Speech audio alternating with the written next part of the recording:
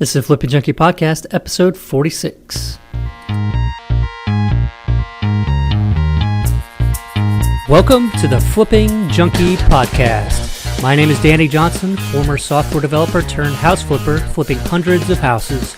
Each week, we bring you interviews, strategies, stories, and motivation to help you get started flipping houses and on your way to becoming your own boss and achieving financial freedom. Thanks for spending time with me today. Now let's get to it. Everybody, welcome back to the Flipping Junkie Podcast. Thanks for listening. Really do appreciate it. Today, we're going to be talking about the best direct mail lists. So if you're going to be doing direct mail, you've got to have a good list. A lot of what you're doing, the benefits of it and the results you get are basically a direct reflection of the quality of your list.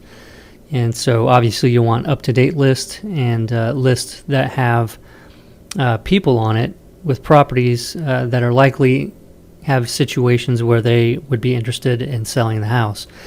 And so the key is finding these great lists, and there's two ways you can get lists that a lot of other people are mailing to, like absentee owners. Very easy to get, or you could work hard at trying to find more specific lists that are harder to get and therefore having less competition. So it's usually a balance and a trade-off between each of those things when you're building these lists. And today I've got Tom Kroll on the episode here to talk about the best direct mail list, and he's a wholesaler with just over 3 years of experience, and that may not sound like a lot, but Tom has had explosive growth and has done an incredible amount in that amount of time, and I highly respect him. He's as head Rhino of the most successful tribe of wholesalers on the planet. He has had the fortune of meeting true go-givers and being a part of some of the best real estate deals in the industry. When he's not writing, podcasting, or creating courses that force others to succeed, you'll find him spending time with his wife and 4 children or vacationing in favorite spots like Key Largo, Hilton Head, Charleston, and Savanah. And my wife and I were just in Charleston about a month ago or a couple months ago and had a blast. It's a great place. But anyway, he's currently writing his first book, and the working title right now at the moment is Wholesaling Real Estate Like a Rhino, No BS, No Fluff, Step-by-Step Blueprint to a Wholesale House Right Now. It's kind of a long title. Maybe he'll shrink that down a little bit, but it's slated for release this fall. So really excited to have Tom on the episode today to find out the best list that he finds and what's, obviously enabled him to grow and do as much as he has within 3 years. So it's going to be awesome to be able to hear from all the experiences and things that he's gone through to do this stuff and really get a shortcut into being able to get better lists. So we'll just get right into it.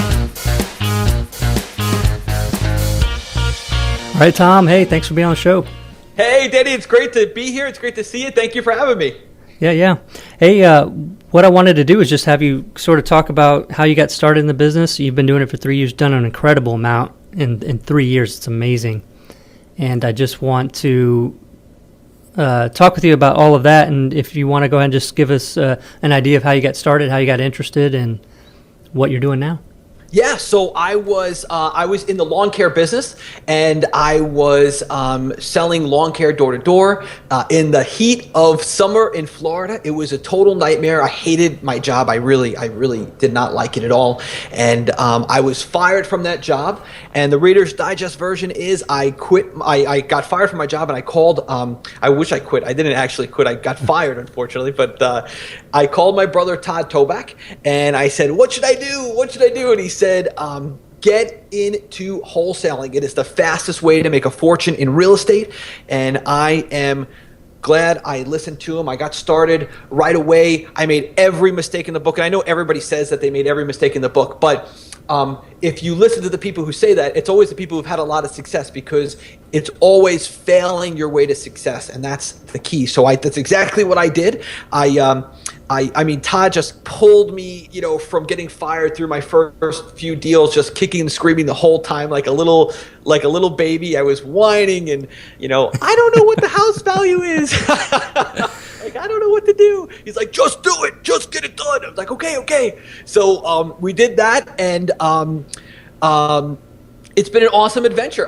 My first mailing was a total flop. I forgot to put last market sale date on my list source list, and it was a total disaster. I lost the $2,000, although I did find some cash buyers from that list.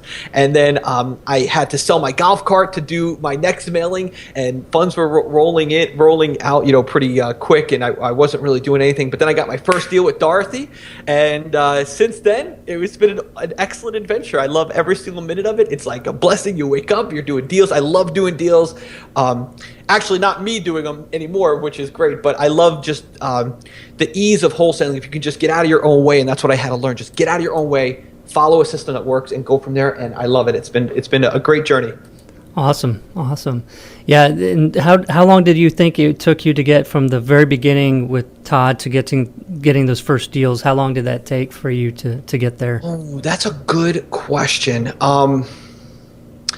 You know what? I don't remember. I really don't. I don't want to give anybody who's a rookie any information that's not 100% accurate.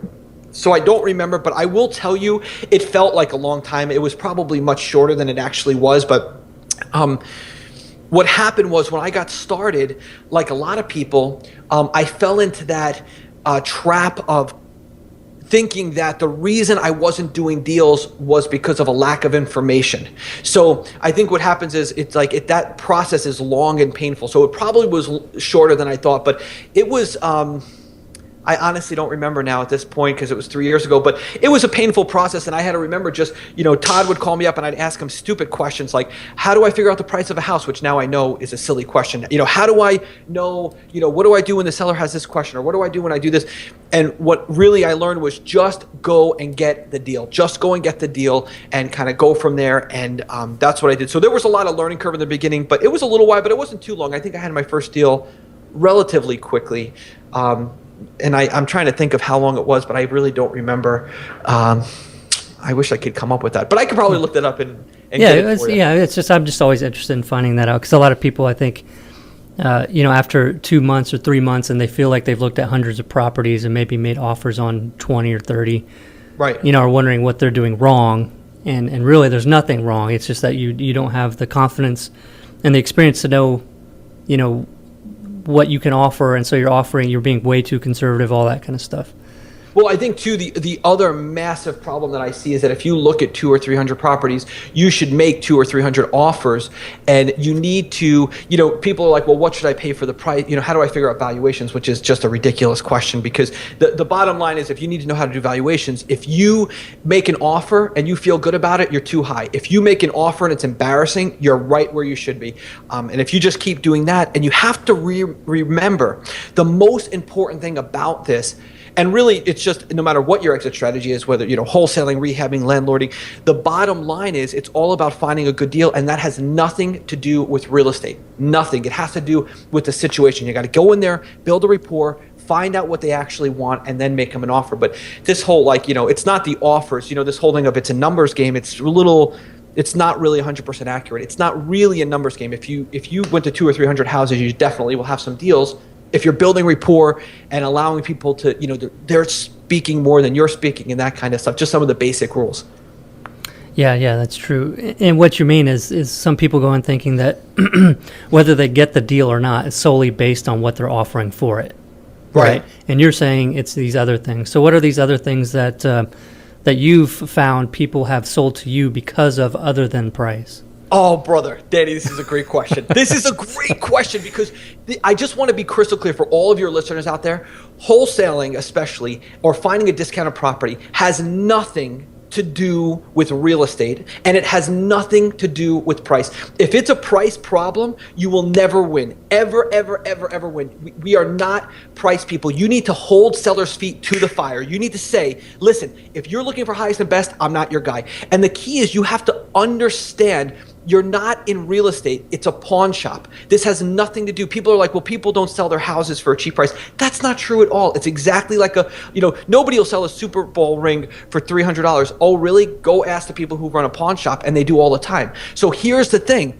We have nothing to do with real estate. Do not make the mistake of becoming a real estate expert and finding out that half-inch granite costs more than 1-inch. I mean, I don't even know what people are talking about. This has nothing to do with it. So the key is you have to understand your value and what you bring as a cash buyer, as a wholesaler. And if you're, worried about the term cash buyer, you could just use transactional funding, which is freely available, or not freely, but it's available everywhere. But you're a cash buyer. You have to understand what that means. You have to understand your services. When you say, I can pay cash and close fast, when you say, I buy as is, these are meaningless terms if you don't know that when you say you can buy as is, that means that you can buy as is, meaning seller, don't worry about anything. You don't have the money. I get it. I have a relationship with you now. I understand you don't have the money. Leave everything as is. Don't even pick up the dirty socks. Leave them. I'm going to pay everything, including the closing costs. What does it mean that you're a cash buyer? It means that you can close quickly. Why is that important? You have to understand your services. The reason it's important that you can close quickly is because they need cash right away, just like a pawn shop. We can do things that other people can't do as investors. We can say to the homeowner or the problem tenant, stay in the house after closing. Don't worry about it. I'm going to take on all the responsibility, the heartache and the burden and all of that. So if you don't understand your services and you make it about numbers and you're like playing games like, well, they're a little bit high and I'm a little bit low and they're at 5 and I'm at 6 and whatever it is, or vice versa, you've already lost, because what we do has nothing to do with price. Every single time as an investor, you will lose on price every time. Occasionally there'll be some low-hanging fruit here and there, but you certainly can't build a business off of that. So I think that's really the key, is knowing your services is absolutely the most important thing as a wholesaler or as an investor. Right, and I think that speaks into what people have some people have a hang up with dealing directly with sellers, right? They think that it's like an ambulance chaser sort of thing. You're the lowest of the low out there taking advantage of people, but that's just because you've never spoken with a seller that's facing a situation that wants nothing more than to be done with that problem. Right. And that's a house that typically cannot be put on the market. They don't even want to deal, even if it could sell quickly, listed with an agent, they don't want to do it. Right. Just because they are so fed up. And so, anytime people say something about that with dealing with motivated sellers, that's what I say is like, well, you've never talked with any. Right. There were people, I literally had a house where the girlfriend was getting beat by the boyfriend, and he was a truck driver. He was out on the road and he was going to a trip to California. We had to do this deal quick. There's no way that other people could have did it, and we turned it around immediately. And the other thing that, when people say, oh, you're an investor, how do you sleep at night? Here's the other thing you have to understand. It's true, because people actually, I went to a party once and somebody said that, they're like, oh, you're an investor, how do you sleep at night? Here's the deal. The other thing that you don't realize is that you're not leveraging the homeowner. In almost all of our deals, the homeowner gives us the price. We don't even give the price. But beyond that, we're leveraging the cash buyers. When our assignments fees are $5,000, $10,000, $15,000, $20,000, $25,000. We have a person I just yesterday in the tribe who did $45,000 in assignment fees in 1 or 2 days. When that happens, we're leveraging the cash buyers. That's the other major mistake that people forget about. They always think it's about the deal. A lot of people say, they say, well, rookies say that you make the money when you sell the deal, and seasoned investors say you make the money when you get the deal under contract. None of that's true. The bottom line is the truth is a smart business owner who has a business that runs without him or her makes money when the deal is sold on both ends of the transaction, the front and the back. So you've got to leverage your cash buyers. These guys and gals who are running around with 3, 4, 5, 6, 7 cash buyers, it's totally ridiculous. You are losing your shirt, and you've really quit your job to get a job to be what we call in my tribe is a CBE, a cash buyer employee, and that's a huge, huge mistake. So it's not even that you're getting you're making your profit from the seller. In most cases, you're actually making your money from the buyer, and that's the key. But yeah, if you understand that you're a pawn shop and it's all about speed and relationship and creating a bond and actually knowing your services, then you feel great about it. And people, when you go to the grocery store, they love you. They're like, hey, Tom, he bought my house. It's a great guy. Sell your house to this guy. So it's awesome. I love it. Yeah, it's cool. Yeah. And, I hear all the time from my father, because he's in a smaller town. He invests also, and he works in some of the smaller towns. And there you do know a lot more people know you. And so that kind of thing does happen at the grocery stores. It's pretty amazing. Oh, yeah. But, all the time. Yeah, in Port St. Sleepy, it definitely happens all the time. Yeah. For sure. Yeah. Here it's a little bit less.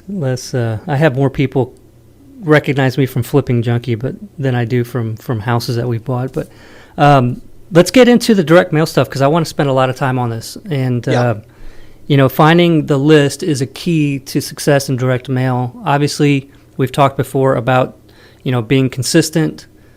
Keep mailing to them. Don't just mail once and forget it. Change your list, whatever. Right. But you've got to have a good list. So what do you recommend for getting the best lists?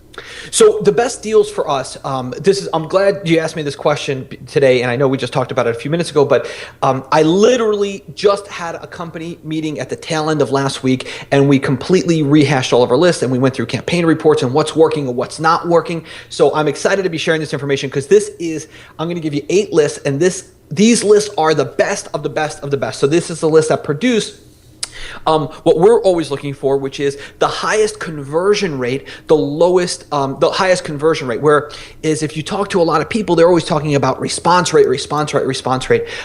We do not care about response rate. We track it on our campaign report. But this is definitely, we're after conversion rate. And conversion rate just means, for anybody who's out there who doesn't realize, conversion rate just means money in, money out. So how many actual closed deals converted? That's the key. From the response rate to the deals is your conversion rate. So let's talk about the best list. The first list that we find in our tribe is absolutely the highest converting list every single time. And this is something that I have to give credit to Jack Bosch from. I went to a land conference to see Jack. The guy is a rock star. It was, I can't remember now if it was in Orlando or if it was in Atlanta, but it was somewhere in the Southeast. And I went there. I met some really great guys and girls. Always go to those conferences, guys. They're worth their weight in gold. And he was talking about, for vacant land, this one list, which was the tax delinquent list. Long story short is, we implemented it. It crushes. It absolutely is our number one producing list right now. So it's the number one list that we have our tribe pull. And here's the secret with the tax delinquent list. First of all, don't buy it from a vendor. You got to get it for yourself directly from the county, the city, the municipality, or the township. It can be anywhere, we found, depending on where you are in the country. But here's the key. One thing that Jack taught us was he uses the rule of 5. And what that means is when you go there, they're going to say, this list doesn't exist. There's no such thing. There's no such thing as taxes. I don't know what you're talking about. Like, right. They look at you're crazy. Like, oh, I want a list of people who are behind in taxes. They have no idea what you're talking about. So you have to get 5 no's until you get a yes. And I am telling you, this is so true because this happens to everybody in our tribe. They're like, I talked to the top person and they said there's no such list. I guarantee you, if you don't pay your taxes, you're going to get a letter from somebody. That's the person. So if you want to find the list, that might be the best way. But here's the deal. The list exists, and the parameters of the list are: you want the homeowner to be at least 2 years or more behind on their payments. Make sure that they've missed at least 2 years. You want to make sure that they're still the homeowner. That's very important. And then you just want to get your mail piece out to them, whatever it is. But tax delinquent list, 2 or more years behind, especially single family homes, you want to clean it up. They usually have like a little code that'll tell you vacant land, agricultural, commercial, things like that. And you want to clean up the list, mail the single family homes. I would also recommend mailing the land if you can. One of our clients, Cody, he just did this, and he actually bought a piece of land. It's a record for land in our tribe. He bought the land for $4,000. He resold it for 100. I know it was over 100. No way. It was either 100 or it was either 120 or 125, and I honestly don't remember. But he just did that deal, and so that made that crazy. I mean, Cody does a lot. He does about he does over $100,000 a month now. But that was a great deal. So that was just on vacant land, which is totally incredible. So do the vacant land too. But single family residential, tax delinquent, 2 more years behind, awesome list. Nice. That's number 1. Nice. And what kind of message do you send to people like that? Just in general, we don't need the whole letter or anything. Well, I'm sure some people would like that, but just in general, what kind of messages? Yes. So we have a proprietary one that we use for tribe members, but essentially we have a piece. We have a series of pieces that we use. So we have a sequence that we send out, but essentially it's the same old like I'll buy your house, and it's just a mail piece. And I actually, although I have like tens of thousands of them laying around because they just continually come in and get thrown out. But I honestly don't even remember what it says, to be totally frank. But it's basically one of those like I'll buy your house And the cards. benefits of selling for cash kind of thing. That's one of the cards that we send out, or is in the sequence. But actually, the first piece I don't think has any benefits except for. So it's just I think the first piece talks about the speed of the closing, but I think that's the only benefit that we talk about in the first piece. Yeah.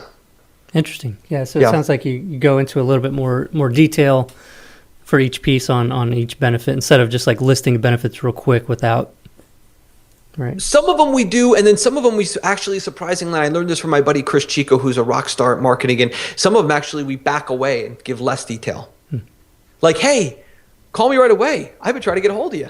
This is really important. Right. Like, and like we said, like we can get hung up on details, like should we get detailed, should we not get detailed? It doesn't matter. Just get the message in front of them to the right people at the right time is really the key.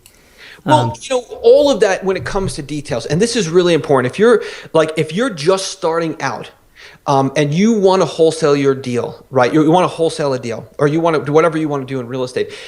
The reason that you're not wholesaling deals right now has nothing to do with a lack of information. The way you could prove this, and I know this is going to sound like really silly and amateurish and a little elementary, but the bottom line is if you have children and someone kidnapped your kids and said, hey, the ransom is you got to wholesale a deal, I guarantee you 110% you'd have a deal wholesaled by Friday.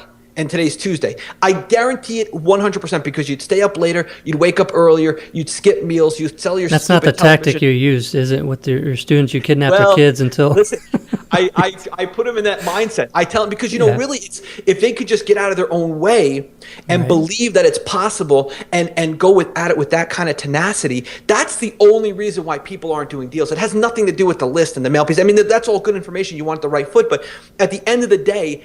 If that really were true, you would knock on every single door in the whole county until you found somebody who was willing to sell their home. It's taking action for the things that you need to do right now, not what you might need to prepare yourself for. It's the first step, right? Yeah, taking action, massive action on that first step. Massive action, progress, not perfection, imperfect action. That's if you want the secret sauce to making a lot of money in real estate, it has nothing to do with the details. It has to do with going out and learning by making mistakes. The guy or girl who, buys a course and opens up a module and has like a warm cup of coffee and like puts a blanket over their shoulder, like, oh, this is really interesting.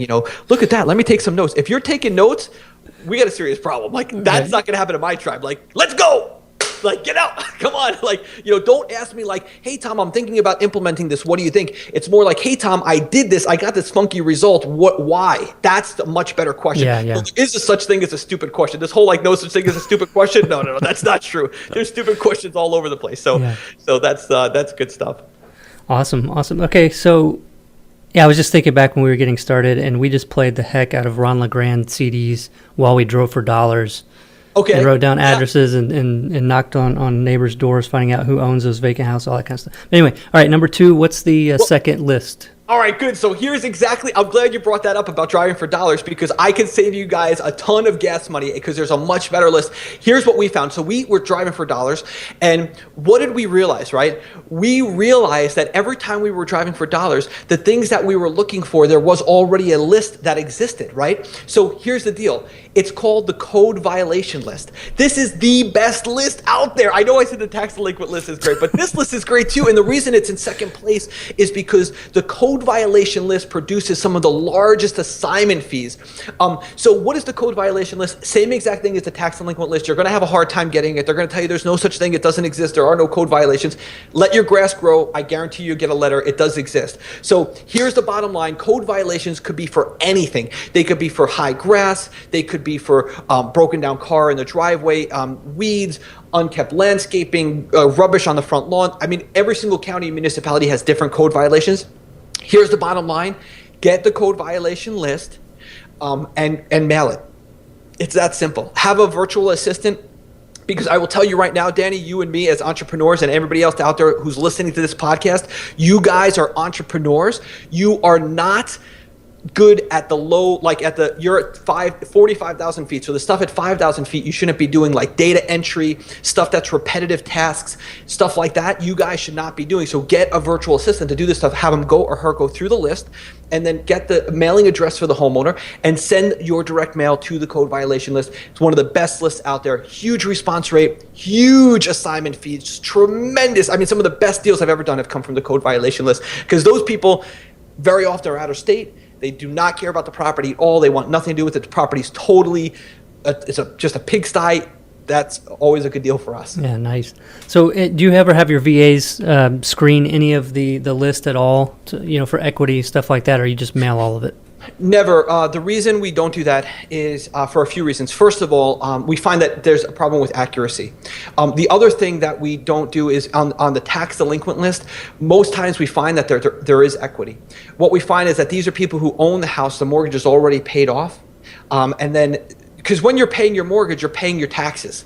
So typically, when there's a problem that happens, and this is just typical in where I live and where some of my tribe members, we find that the majority of time there is equity.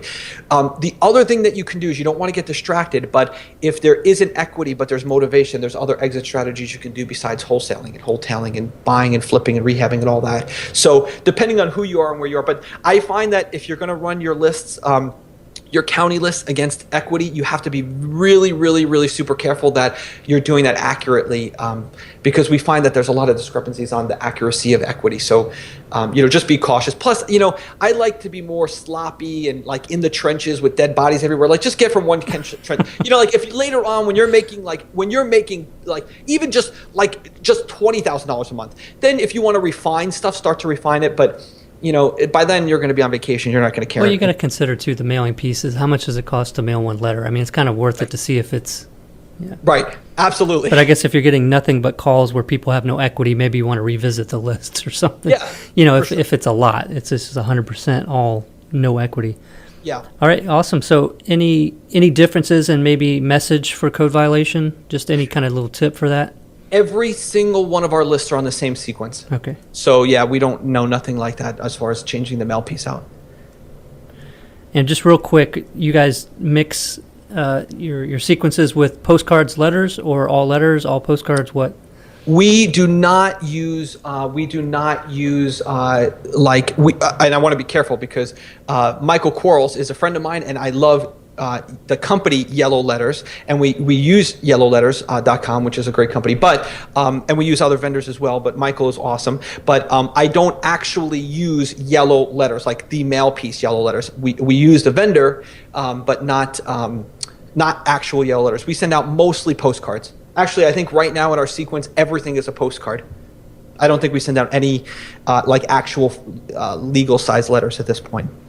Oh, that's interesting. Cool. Yeah, we find that on the Yellow Letters you get a very high response rate, but a very low conversion rate. Although one of our mail pieces is a high response rate, low conversion rate, but the reason we use it is because we find that, and this is really important for anybody who is just starting out, what you'll find is that when you send out mail, 98% of the people who call in don't want to do business with you. They're either calling to say, take me off the list, or just because they're interested, they have no equity, whatever it is.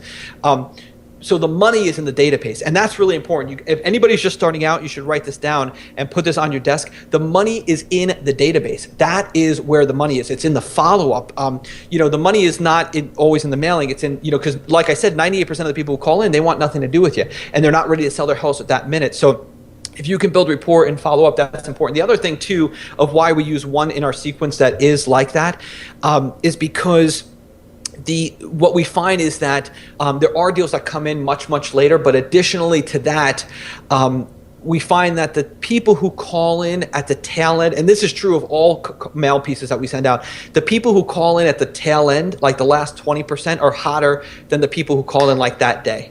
So it's the person like who holds onto your card and like stews on it a little bit. Oh yeah. We're like, bam, give me that house. And I'll tell you once I know you know, but once you do like a lot of deals, you'll in 30 seconds like, oh, this is a deal, this is not a deal, so you get pretty good at that. But that takes thousands of hours on the phone. But good stuff, yeah. Yeah, that's awesome. That's the key. All right, and then the code violation list. I think here it's like neighborhood services or something is where we typically get it from. Is it called something else? Is there a different part of? It's exactly like the tax delinquent list. It could be anywhere. It can be at it might even be with like the police department or with the not the police department, with like the judges. I can't think of that, like the justice of the peace, or no, it wouldn't be that, would it? Well, maybe because evictions something. It could be anywhere. So the thing is, use the rule of 5 again. Same exact thing. Go out and find it and just make it happen. But it definitely exists. Like I said, people who say it doesn't exist, just let your grass grow high and you'll get a letter. And that's the key. Right. It's the Google search for code compliance, and then you can even do code compliance complaint, and then your city, it'll probably take you to the webpage, and then you can find who to contact. Awesome. Likely from that would be a good thing. All right, so go ahead. No, go ahead. All right, cool. All right, number 3. Equity lists are great. Equity lists are great. And the way we can get really, really granular on how we break out our equity list. But here's what I'll just tell you in a little bit more of like a 45,000 foot view. The way we do our equity lists, first of all, I will tell you Danny, I hope you don't mind if I talk about the tribe a little bit. Is that okay? Or no, go ahead. Okay, so one of our tribe is so blessed, and I really mean this. This is like we have in our tribe for ListSource the guaranteed lowest pricing in the entire country. We actually pay a penny a name for a list for our names through ListSource, which is just incredible. This tribe is so blessed, it's crazy. But the way we do it is we on our equity list, which was what we pull from ListSource, we basically pull 3 lists. We pull absentee owners, we pull owner occupied, and then we pull what we call our world list. So that's kind of like everybody who you can mail in your entire county. Then we have another little trick that we do to narrow those lists down if we have to, but if you're in a small territory, you don't. And that's like that's like a 45-minute conversation on how to like exactly break those 3 lists out. But what I will tell you is the key takeaway with equity is this. Don't make the mistake that everybody makes, which they think absentee owners are the hottest list. Now, here's what I will tell you. Absentee homeowners will definitely, you get the bigger spreads. But if you said to me, Tom, if you have to stop one form of investing, it's either absentee owners or owner occupied, you can have my absentee owners. I want my owner occupied list.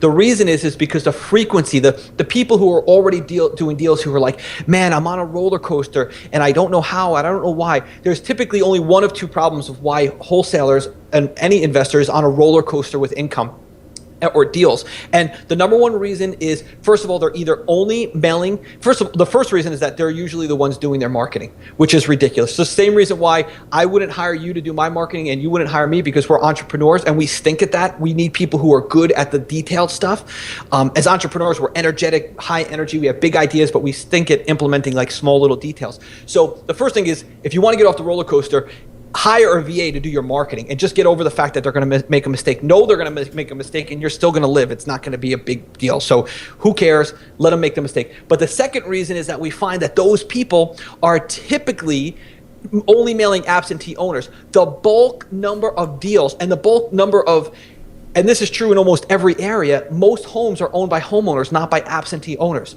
So the majority of your deals are with owner occupied. This whole like absentee owners are more or less motivated than a regular homeowner is ridiculous. It like came out of like the 1980s and people were like just pounding the absentee owner list. It's like, no, that's not at all accurate. The majority of the deals are with the owner occupied list, hands down. So just be sure that that is really where you do the bulk of your mailing is in the owner occupied list, because that's the bigger list, and there's just as much motivation. People who own the homes they live in, they have just as many reasons to sell quickly for cash as the absentee owners do. So keep that in mind for sure. That's key with equity. What kind of demographics are you looking for with the equity list?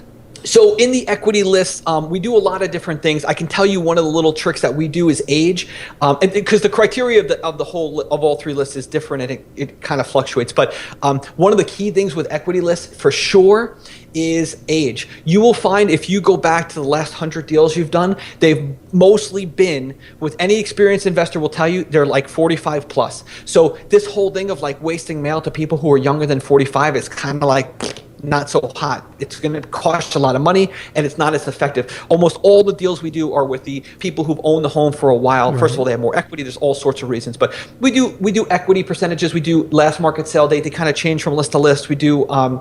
I'd have to look at all the criteria, but age is a little secret pearl of wisdom that you can use to really focus that list in on the people who are doing deals. And I would do 45 all the way to, I think ListSource has.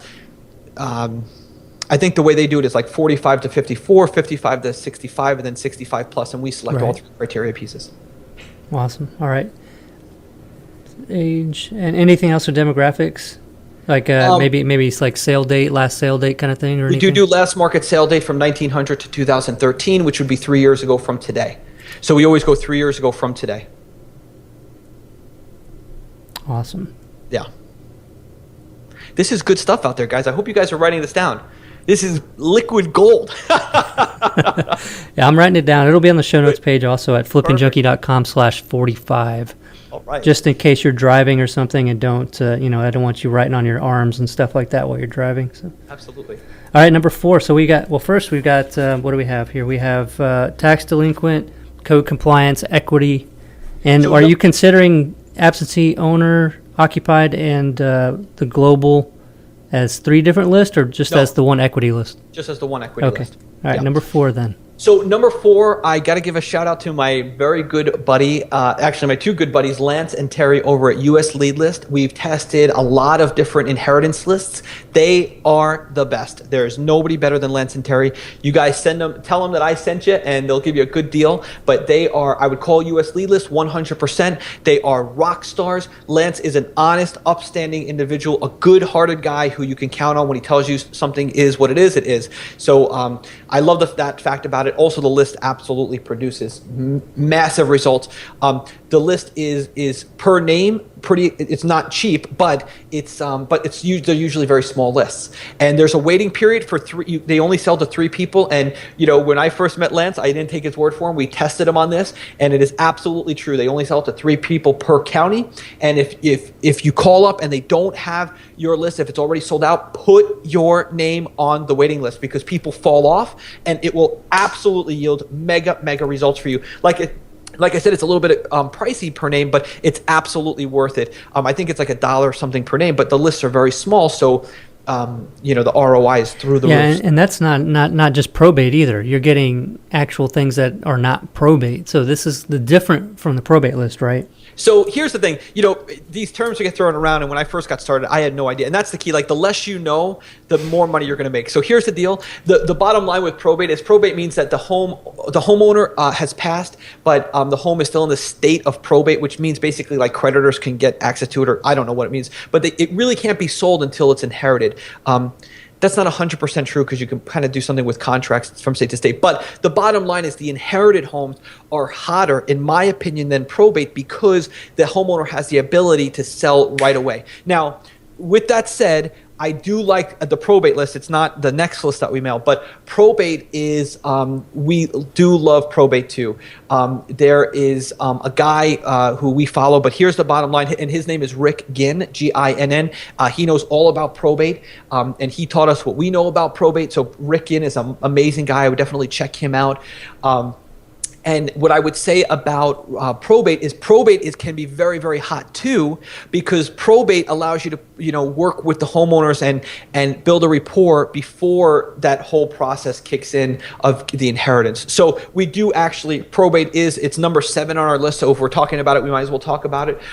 Probate, what I would do is just cut through all the fat and go right to Rick Ginn. He has a little program he could sell you, and he's a rock star. Rick Ginn is a rock star, and we got the program. It's awesome. It teaches exactly what probate is, and how to get those deals under contract, and whatever you're going to do with them.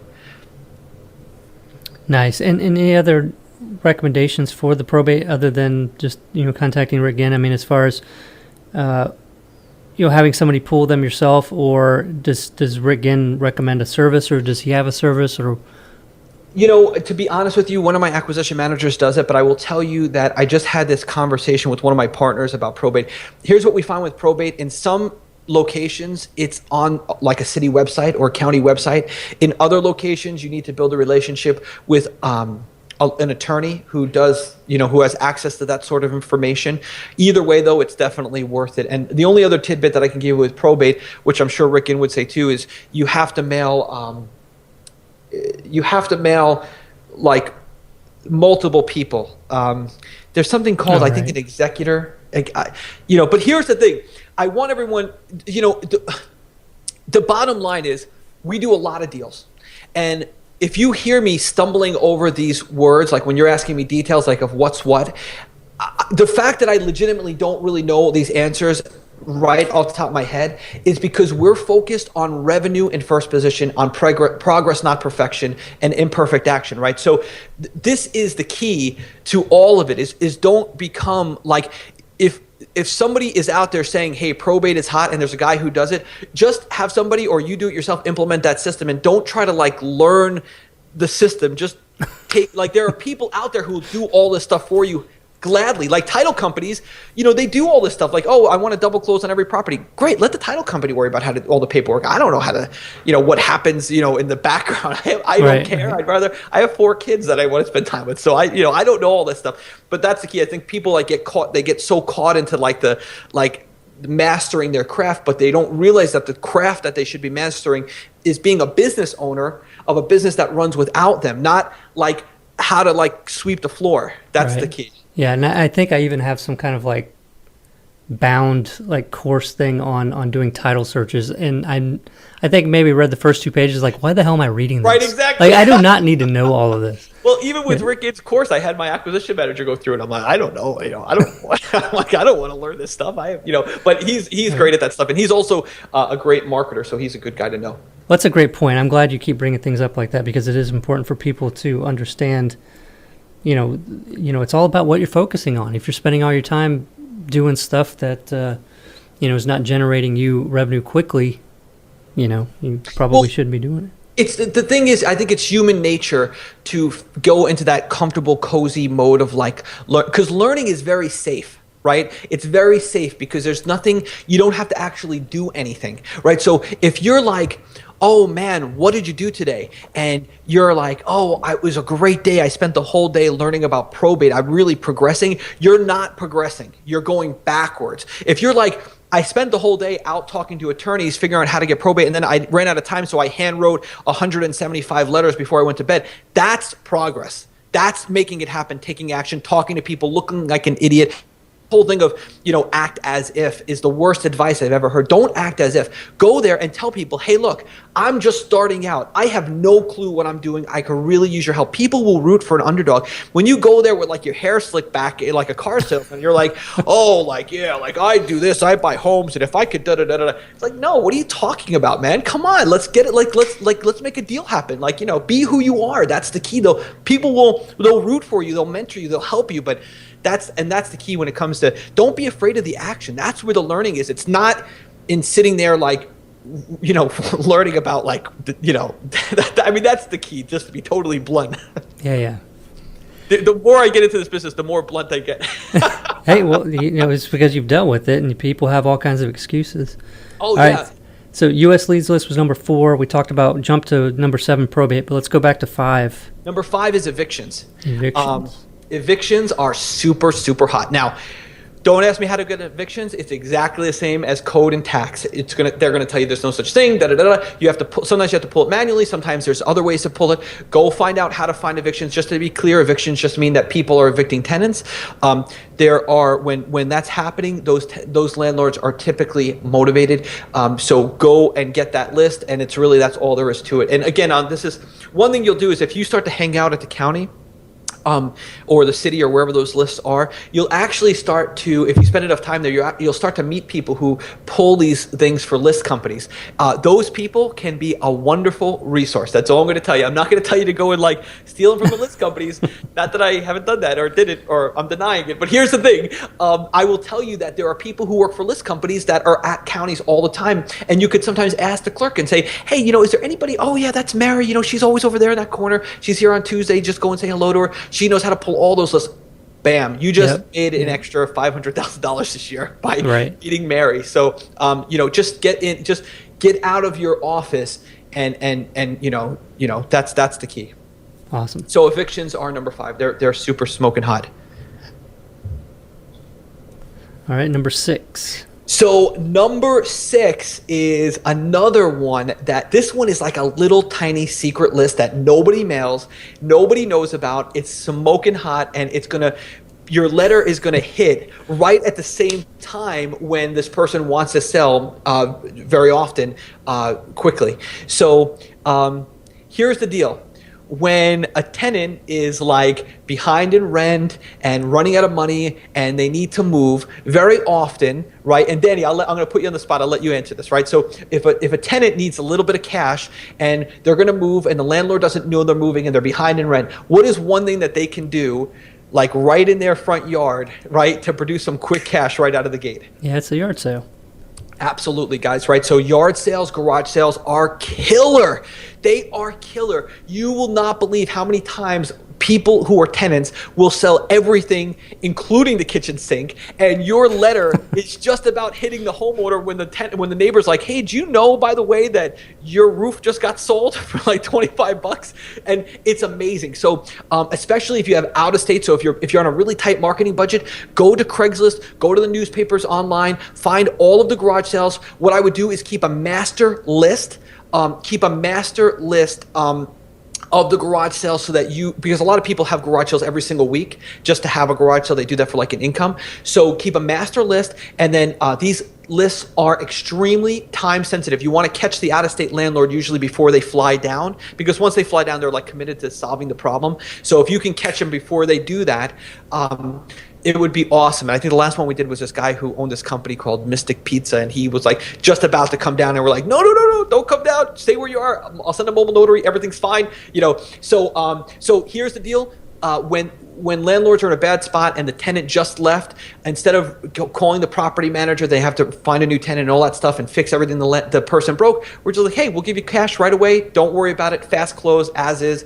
And it's a great little list, and nobody mails it. And even if they mail it, they only mail it for a short while. So here's what I want to bring up that's so important. When you have a small list, right, like inheritance, like garage sales, and this I learned from my buddy Mark Evans, who's down in South Florida. The guy is an absolute rock star real estate investor. Everybody should look him up. Mark Evans, the guy's amazing. Here's the deal.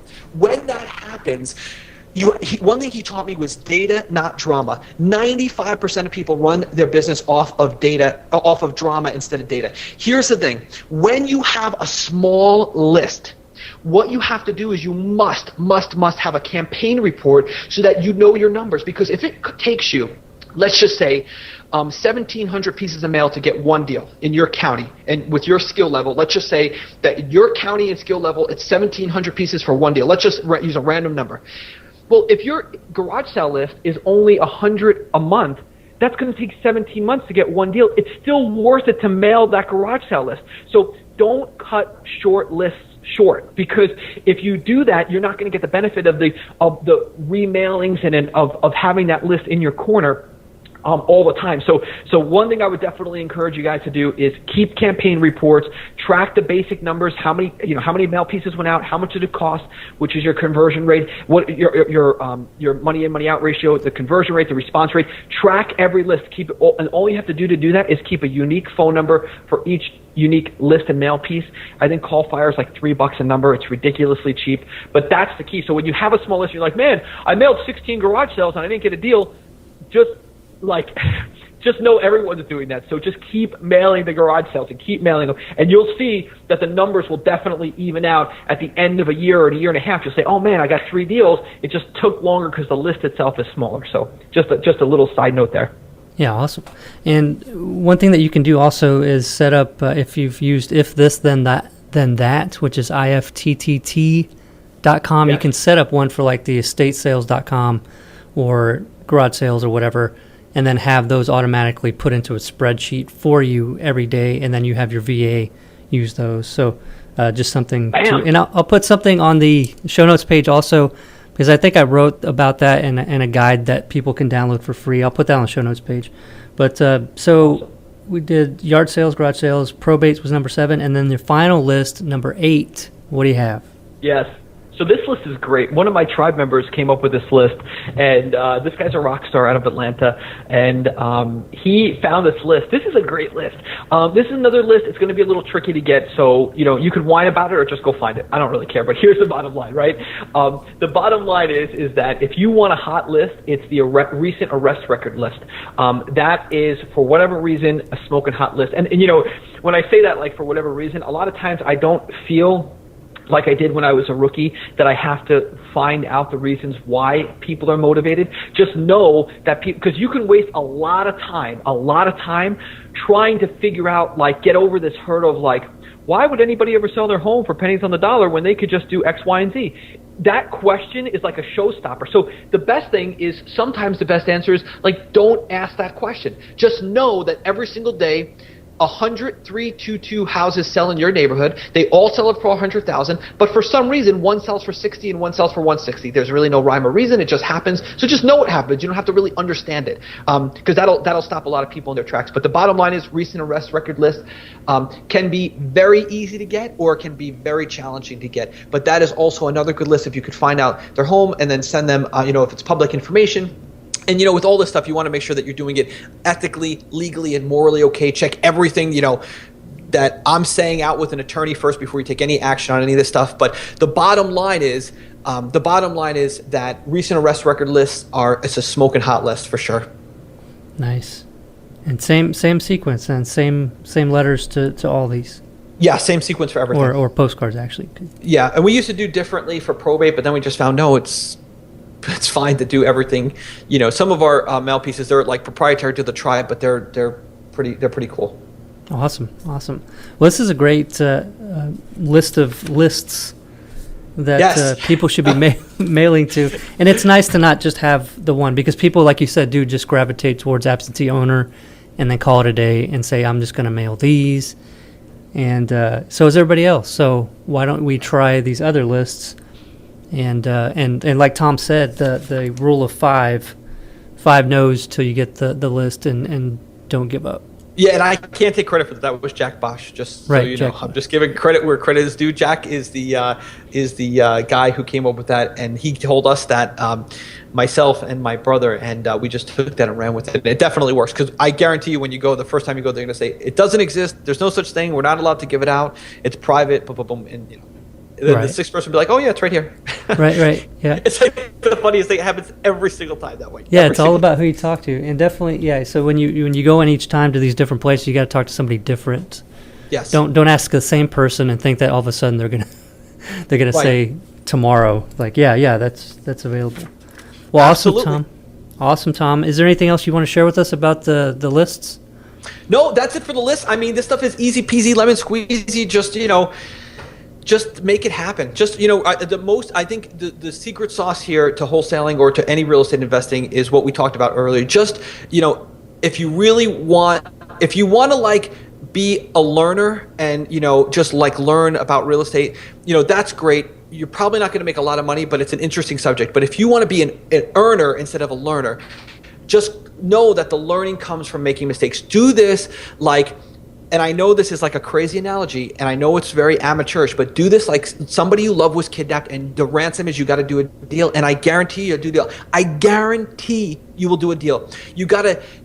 One thing my buddy Cody Hoffine likes to say is doubt your doubt. There's no doubt if you got to go save somebody. You'll move a mountain. So, just get out and stay out of your own way, and just make it happen. Just double down, and double down. Risk everything. It's worth it. Yeah, and I think that's why the people that do succeed quicker than others are people that have the bigger reason why. If you're comfortable where you're at, it's not so bad. You just want to do something different. You might not have that big enough reason to motivate you enough to do that massive action.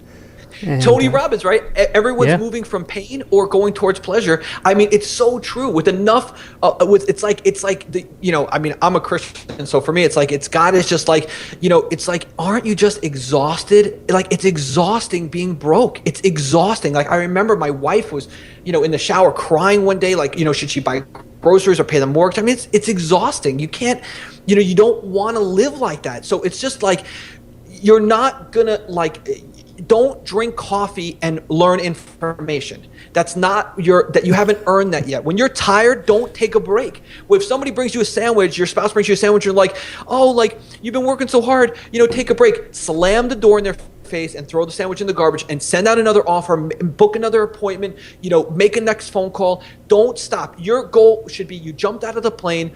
You're either going to be doing a big smiley check testimonial for a mentor, or someone's visiting you in the hospital because you died trying. But if anything in the middle is a loss, like you got to just make it happen no matter what. I mean, you can do, anybody, if I could do it, anybody can do it. I mean, that's 100% true. Like I barely graduated high school, like forget it. So, I mean, if I could do this, and I was in sales jobs. I was fired from every single sales job I've ever had in my entire life. I think it was 5 in total.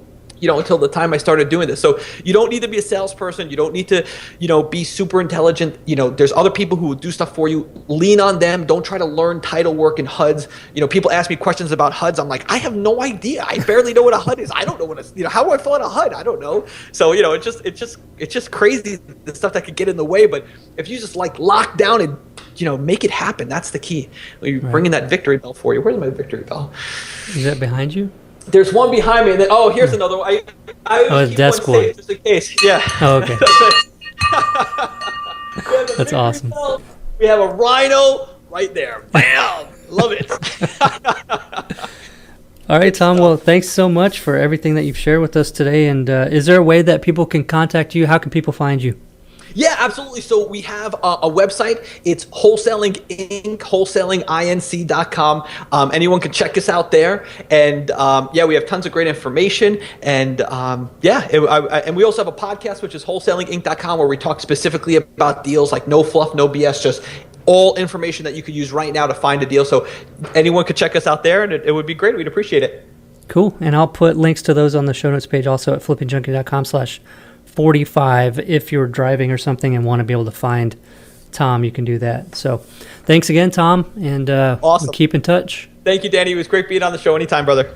Yep. Have a good one. You too.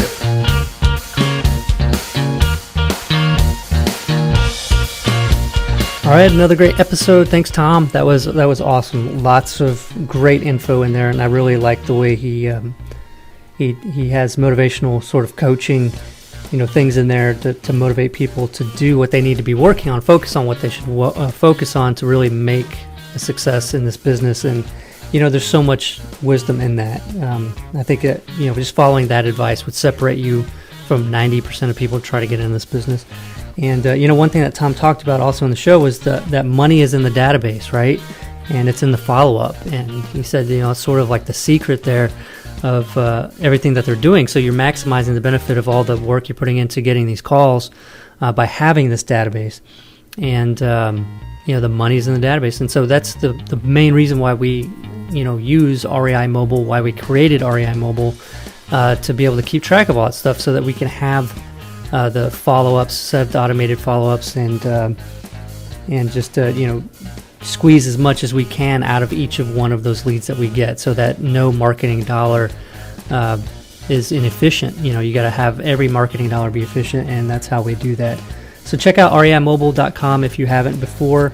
And, we just added a bunch of data for each lead also. So when you put an address in there, you're going to get all this data aggregated from several sources for the property. So you don't have to go hunt down the county data, all that kind of stuff. You're going to be able to see it right there on the view lead page of REI Mobile. So it's awesome. We're adding some of the sales and deed record data in there shortly and all that kind of stuff. So you're going to get the benefit of all of that. All right, everybody, you guys have a great week, and thanks for listening to the Flipping Junkie podcast.